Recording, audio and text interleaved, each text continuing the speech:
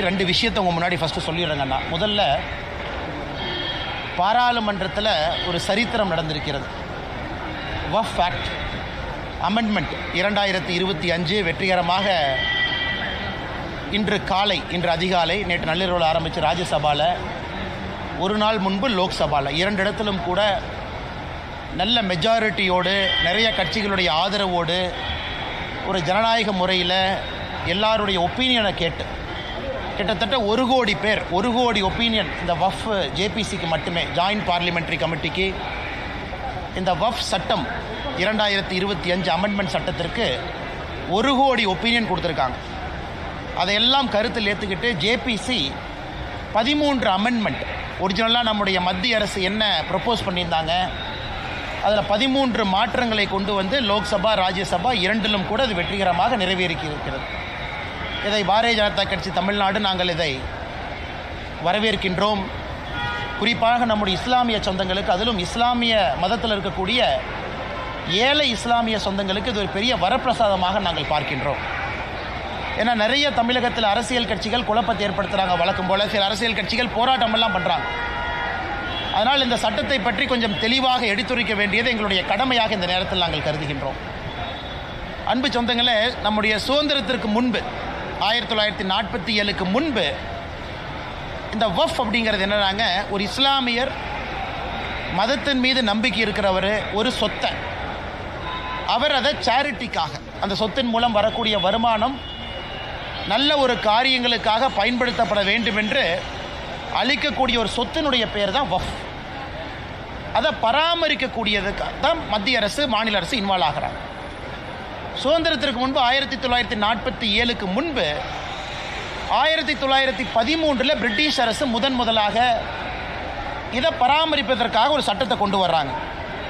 முசல்மான் வக்ஃப் validating act 1913 23 ஒரு மாற்றம் கொண்டு வர்றாங்க. 1923 1930 ஒரு மாற்றம் கொண்டு வர்றாங்க.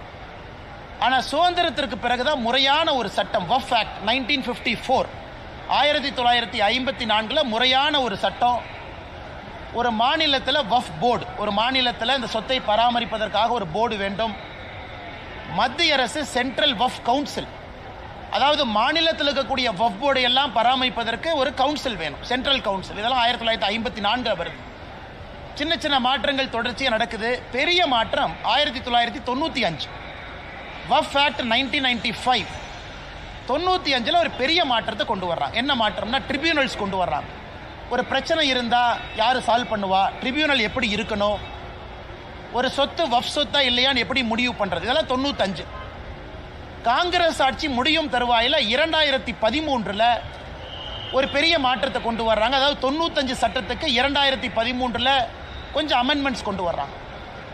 இன்னைக்கு 12 ஆண்டுகள் கழித்து மறுபடியும் அந்த 95 சட்டத்தில் 2013 கொண்டு வந்த மாற்றங்கள் அதனுடைய சார்ந்து இன்னைக்கு 2025 மாற்றங்களோடு வக்ஃப் ஆக்ட் 2025 நிறைவேற்றியிருக்கிறோம். இதில் என்ன புதுசு? எதற்காக எதிர்க்கட்சி நண்பர்கள் சில பேர் தமிழகத்தில் குற்றம் சுமத்துறாங்க. 1913 2013 வரை மொத்தமாக இந்தியாவில் வக்ஃப் போர்டு அவங்களுக்கு கீழே இருந்த சொத்து 18 லட்சம் ஏக்கர். 1913 2013 வரை 18 லட்சம் ஏக்கர். 2013 2025 வரைக்கும் புதிதாக 21 லட்சம் ஏக்கர் ஆட் ஆயிருக்கு. அப்போ கணக்கு போட்டு பாருங்க. அப்போ மொத்தமாக இன்னைக்கு இந்தியாவில் வக்ஃப் போர்டு கீழே இருக்கக்கூடிய சொத்துக்கள் 39 லட்சம் ஏக்கர். இந்தியாவில் அதிகப்படியாக அவங்க கையில் தான் இருக்குது. ரயில்வேஸ், மத்திய அரசு கீழே இருக்கக்கூடிய ரயில்வே, வக்ஃப் போர்டு இவங்ககிட்ட தான் ஒரு தனி நபர் அப்படிங்கிற அமைப்பாக நீங்கள் பார்த்தீங்கன்னா அதிகமான சொத்துக்கள் 39 லட்சம் ஏக்கர். இதில் ஆச்சரியம் என்னென்னா கடந்த 12 ஆண்டுகளில் மட்டுமே 21 லட்சம் ஏக்கர் ஆட் ஆயிருக்கு. நிறைய குழப்பங்கள். உதாரணத்துக்கு தமிழகத்தில் திருச்செந்துறை ஒரு ஊரே வக்ஃபில் சேர்ந்துச்சு, கோவில் நலங்கள் சேர்ந்துருச்சு. மக்களுக்கு ஒரே குழப்பம்னு என் தனிப்பட்ட சொத்தை கூட வக்ஃப்னு எடுத்துக்கிறாங்க. இந்த குழப்பத்திற்கு ஒரு தீர்வு கொடுக்க வேண்டிய கடமை மத்திய அரசுக்கு இருக்குது. அதனால் இந்த சட்டத்தில் ஒரு தீர்வு நம்ம கொடுத்துருக்கோம். யார் ஒரு சொத்தை வக்ஃப் போர்டு சொத்துன்னு சொல்ல முடியும்? ஒரு அரசாங்க சொத்தை வக்ஃப் போர்டு இத்தனால எடுத்துக்க முடியும். இந்த அமெண்ட்மெண்ட் கொண்டு வர வரைக்கும் அரசாங்கத்தினுடைய சொத்தை செக்ஷன் 40 படி வக்ஃப் போர்டு அவங்க ப்ராப்பர்ட்டியா டிக்ளேர் பண்ணாங்கன்னா வேற தீர்வே இல்லை. இன்னைக்கு அதை மாத்திருக்கும்.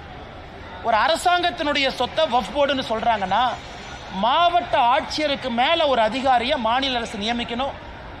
அந்த அதிகாரி எல்லாம் பரிந்துரைச்சு பார்த்துட்டு மாவட்ட ஆட்சியருக்கு சொல்லுவாரு இது அரசாங்க சொத்தா வக்ஃப் சொத்தா. முதலா அரசாங்க சொத்து ஒரு நேர்மையான முறையில் காப்பாற்றப்பட்டிருக்கிறது. ரெண்டாவது, வக்ஃப் போர்டை பொறுத்த வரைக்கும் ஒரு சொத்தை கொடுக்குறீங்கன்னா அது யாரு கொடுக்கலான்னு இன்னைக்கு வரைமுறை கொண்டு வந்திருக்கும்.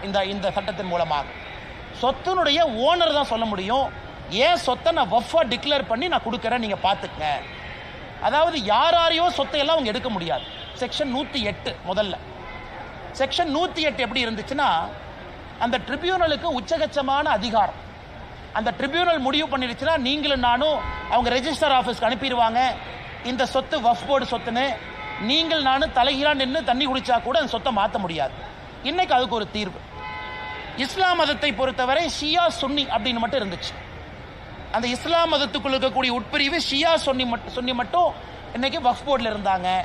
நாம் இன்னைக்கு அதை எக்ஸ்பேண்ட் பண்ணி அகா கான் அப்படின்னு ஒரு சமுதாயத்தை கொண்டு வந்திருக்கோம், போரா சமுதாயத்தை கொண்டு வந்திருக்கோம். இஸ்லாம் சமுதாயத்தில் பின்தங்கி இருக்கக்கூடிய சமுதாயம் அகா கான் சமுதாயமாக இருக்கட்டும், போரா முஸ்லீமா இருக்கட்டும், அவர்களுடைய பெயரை முதலாக சட்டத்தில் பயன்படுத்தி அவர்களும் இதில் நிர்வகிக்கக்கூடிய தன்மை இருக்கு. தமிழ்நாடு முதலமைச்சர் உட்பட நிறைய பொய் சொல்றாங்க. ஐயோ, அதாவது ஒரு வக்ஃப் போர்டுக்குள்ள எப்படி இஸ்லாமியர் இல்லாதவங்களை கொண்டு வரலாம்? இந்தியாவை பொறுத்தவரை நாம் தெளிவாக இருக்கின்றோம். வக்ஃப் போர்டு என்பது இஸ்லாம் மதம் மட்டும் இருக்கக்கூடியவர்கள் வக்ஃப் போர்டு அல்ல. முட்டாவாளின்னு சொல்றோம். அதாவது அந்த வக்ஃபுடைய சொத்தை நிர்வகிக்கக்கூடியவர் இஸ்லாமியரா இருக்கணும், அதுல எந்த மாற்று கருத்து இல்லை. ஆனா அதை கண்காணிக்கக்கூடிய போர்டு ஸ்டேட் வக்ஃப் போர்டு, அதுல எல்லாம் இஸ்லாமியராக இருக்க வேண்டிய அவசியம் இல்லை. காரணம், அது சேரிட்டிஸ் ஆக்ட் கீழே வருது. ஒரு சேரிட்டி கமிஷனர் எந்த மதமாக இருக்கலாம். அதே போல வக்ஃப் போர்டை பொறுத்த வரைக்கும் இந்த சட்டத்தில் நான் இஸ்லாமியர்கள், இஸ்லாம் மதத்தை சாராதவங்க அட்வொகேட்டா இருக்கிறாங்க, ஒரு சகோதரியா இருக்கிறாங்க, ஒரு எக்ஸ்பர்ட்டா இருக்கிறாங்க, ஒரு சுப்ரீம் கோர்ட் லாயரா இருக்கிறாங்க, சட்டத்தை பத்தி தெரியும், அவங்க எல்லாம் இன்னைக்கு வர முடியும். இதை வேண்டுமென்றே தமிழகத்தில் திமுக போன்ற சில கட்சிகள் ஐயோ இஸ்லாம் மதத்தை சாராதவங்க எல்லாம் கொண்டு வர்றாங்க, அது கிடையாதுங்க. அதே போல சென்ட்ரல் வக்ஃப் கவுன்சில் அவங்க வேலை மாநிலத்தில் இருக்கக்கூடிய வக்ஃப் போர்டை மேனேஜ் பண்றது. அதிலும் இஸ்லாம் மதத்தை சாராதவங்க இருக்கலாம், எந்த தப்பு இல்லை. ஆனா முட்டாவாளி இஸ்லாம் தான், ஏன்னா அவங்க தான் இந்த வக்ஃப் சொத்தை நிர்வகிக்கக்கூடிய தன்மை இருக்கு. அப்படி இருக்கும் பொழுது இது கிறிஸ்தவ சகோதர சகோதரிகள் பெருசா பாராட்டி இருக்கிறாங்க. காரணம் என்னன்னா, அவங்களுக்கு ஒரு பெரிய வரப்பிரசாதம் செக்ஷன் 40 செக்ஷன் 108 ரெண்டுமே இன்னைக்கு ரிமூவ் பண்ணியிருக்கோம். ஒரு கிறிஸ்தவ சர்ச்சினுடைய சொத்துக்களை இன்னைக்கு வக்ஃப் போர்டு அவங்களுடைய சொத்துன்னு பல இடத்துல எடுத்திருக்காங்க. அப்ப அந்த கிறிஸ்தவ மதத்தை சார்ந்தவங்க எங்கேயுமே போய் திரும்ப வாங்க முடியாது, காரணம் ட்ரிபியூனல் அப்பீல் போக முடியாது. இன்னைக்கு அந்த செக்ஷன் 40 செக்ஷன் 108 தூக்கி இருக்கும். அதனால் எல்லா விதமான சகோதரர்கள், குறிப்பா இஸ்லாமில் இருக்கக்கூடிய பெண்களுக்கு இன்னைக்கு நம்ம முதலாக சொல்லியிருக்கோம், பெண்களை சார்ந்த என்ஜிஓ அவங்களுக்கு நிதி உதவி, மைக்ரோ ஃபினான்ஸ் இதெல்லாம் செய்யணும். இதெல்லாம் அந்த வக்ஃப் சட்டத்தில் வந்திருக்கக்கூடிய திருத்தம். அதே போல பேக்வேர்டு கிளாஸ் முஸ்லீம் அவங்களுக்கு மரியாதை, ஷியா சுன்னி சகோதர சகோதரிகளை தாண்டி புதுசாக அகா கான் போரா முஸ்லீம் சொல்ல கொண்டு வந்திருக்கோம். அப்படி இருக்கும் பொழுது ரொம்ப ஏற்புடையதாக எல்லா மக்களும் ஏற்றுக்கொண்ட, யாருக்கும் எதிராக இல்லாத ஒரு சட்ட திருத்தத்தை லோக்சபால ராஜ்யசபால கொண்டு வந்து இந்திய மக்களுக்கு நாங்கள் சமர்ப்பித்திருக்கின்றோம். இதில் பத்திரிகை நண்பர்கள் கவனிக்க வேண்டியது நம்முடைய என்டிஏ கூட்டணியில் இல்லாத கட்சிகள் ஓட்டு போட்டிருக்காங்க, நல்லா கவனிக்கணும். குறிப்பாக நவீன் பட்நாயக் அவருடைய கட்சி விப்பு கொடுக்கல, மனசாட்சிப்படி ஓட்டு போடுங்க. ஜெகன்மோகன் ரெட்டி அவங்களுடைய ஒய்எஸ்ஆர் கட்சி விப்பு கொடுக்கல, மனசாட்சிப்படி ஓட்டு போடுங்க. ஸோ நம்முடைய என்டிஏ கூட்டணியை சாராத கட்சிகளும் வாக்களித்து லோக்சபாவில் 288 ஓட்டுக்கள், ராஜ்யசபாவில் 125 ஓட்டுக்கள் நமக்கு கிடைச்சு ரொம்ப கம்ப்ளீட் மெஜாரிட்டியோட நல்லா ஜெயிச்ச சட்டம் வந்திருக்கு. அதனால் தமிழகத்தில் நம்முடைய மாண்புமிகு முதலமைச்சர் ஐயா மு க ஸ்டாலின் அவர்கள் சும்மா இந்த மைனாரிட்டி சமுதாயத்தில் பயத்தை ஏற்படுத்துவது மட்டுமே முழு நேர வேலையாக வச்சிருக்கிறாங்க. சும்மா பயத்தை ஏற்படுத்துவது, இதை பிடுங்கிட்டாங்க அதை பிடுங்கிட்டாங்க. இன்னைக்கு மைனாரிட்டி சகோதர சகோதரிகளை எம்பவர் பண்ணியிருக்கோம், அவங்களுக்கு நம்பிக்கை கொடுத்துருக்கோம், அவங்களுக்கு உரிமை கொடுத்துருக்கோம். அப்படி இருக்கும் பொழுது எப்படி இது இஸ்லாம் மதத்திற்கு சகோதரர்களுக்கு எதிரான ஒரு சட்டமாக இருக்கும்? அதனால தான் கொஞ்சம் விலாவரியாக நம்முடைய பத்திரிகை நண்பர்கிட்ட பேசுகிறோம்.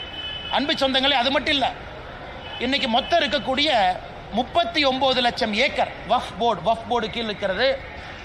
சம்பாதித்த வருமானம் 126 கோடி. இது தமிழ்நாட்டில் HRNC டிபார்ட்மெண்டோட மோசமாக ஃபங்க்ஷன் ஆகிட்டு இருக்கு. மொத்தமாக போன ஆண்டு சம்பாதனை வக்ஃப் போர்டு 126 கோடி. சச்சர் கமிட்டி மன்மோகன் சிங் ஐயா போடும்போது என்ன சொன்னாங்கன்னா, ஒரு வக்ஃப் போர்டை முறையாக நிர்வாகம் செஞ்சால் 10,000 கோடி ரூபாய் சம்பாதிக்க முடியும். அதனால் இன்னைக்கு எல்லாமே லாங் லீஸில் கொடுத்து, தமிழ்நாட்டில் நான் குறிப்பாக சொல்கிறேன், ஒரு சப் இன்ஸ்பெக்டர் திருநெல்வேலியில் கொன்னாங்க. எதுக்கு கொன்னாங்க? சமீபத்தில் ரிட்டையர்ட் சப் இன்ஸ்பெக்டர் எதுக்கு கொன்னாங்க? வக்ஃப் பிரச்சனை, வக்ஃபுனுடைய சொத்தை ஒரு திமுக காரை அபகரித்து வச்சிருக்கிறான்னு சொன்னாங்க.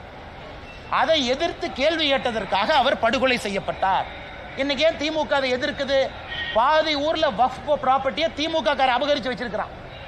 அவன் அந்த ப்ராப்பர்ட்டியில் வரக்கூடிய நியாயமான சொத்தை வக்ஃப் போர்டுக்கு அந்த பணம் போகல. அதனால தான் வெறும் 126 கோடி ரூபாய் தான்.